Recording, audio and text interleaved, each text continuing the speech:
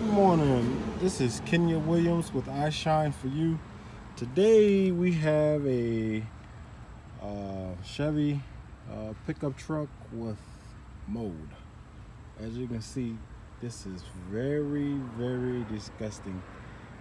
It's going to take a lot of time, a lot of cleaning. But most importantly, guys, you got to protect yourself first. I'm going to protect myself with all my PPE.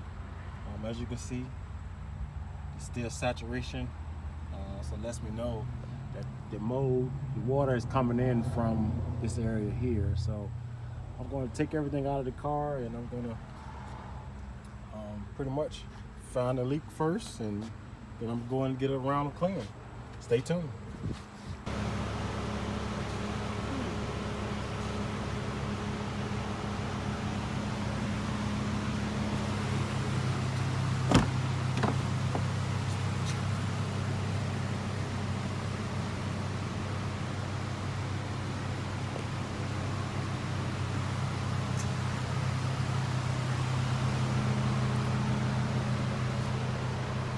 Okay, we all set.